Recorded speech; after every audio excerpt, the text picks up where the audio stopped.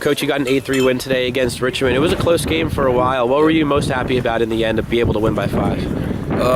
Well, this was probably a pretty light game for us offensively. I mean, you don't normally strike out 15 times and win a game by 5 runs. We don't normally do that. I don't know exactly why that happened tonight, but the fact that we were still able to kind of stay in it mentally and put a big inning together in the 7th was really big for us.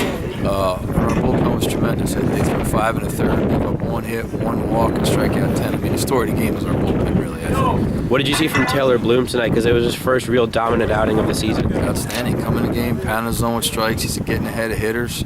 I mean, Selmer, Bloom, and obviously Price that's the best he's been. I mean, he's a monster. When he's on, and that's you saw him at his best right there. So I'm just really happy for him coming back off that arm injury he had. I mean, he's just a good hard worker. He's a very easy guy to root for. You were just talking about Bloom. Are you kind of pleased with the freshmen's contributions tonight? I think you had 4 true freshmen out in the lineup. Wow. We got Lamont down with an injury. We got Bechtold down with an injury. We've played 13 games and Mooney's only pitched in 1 game. I mean, you got as good a bullpen as I've ever had in any team I've coached, and arguably your closer in that pen has only pitched 1 time. So, I mean, I think that says a lot for the guys we have in that bullpen right now. And regardless of class, I mean, Selmer's a redshirt freshman. Bloom's a freshman. I mean, Jared, is coming off an injury. So, those guys were tremendous tonight. So.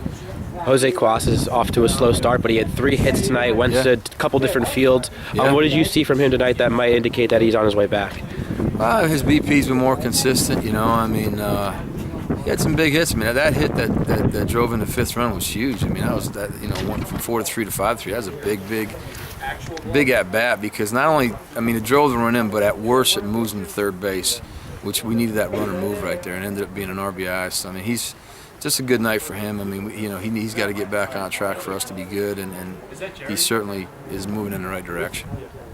And then just one last question. What did you see out of Beyondic? He had a good night. Kevin's tough, man. Plays hard. He's traditionally a 3rd baseman. We got him playing 1st right now. He's just a good defender in general, but he plays hard. The thing I think we've been most pleased with him is that, that's a guy that missed a whole bunch of games early because he had some medical issues, and he comes back just aggressive, swinging the bat. I mean, on time with fastballs. He got 2 huge hits for us, 2 big 2-out hits for us tonight. I mean, we gave him the rope tonight. I mean, he was a kind of an unsung kind of star of that game for us offensively. I think a good example for you too is he hits that ball left field. Anybody could have sat and watched it. In theory, it was a fly ball that wasn't caught, and he gets a 3rd base on it. So, I mean, if you're not getting out of the box, if you're dogging that ball, you might get to 2nd. He gets a 3rd base on a misplay in left field.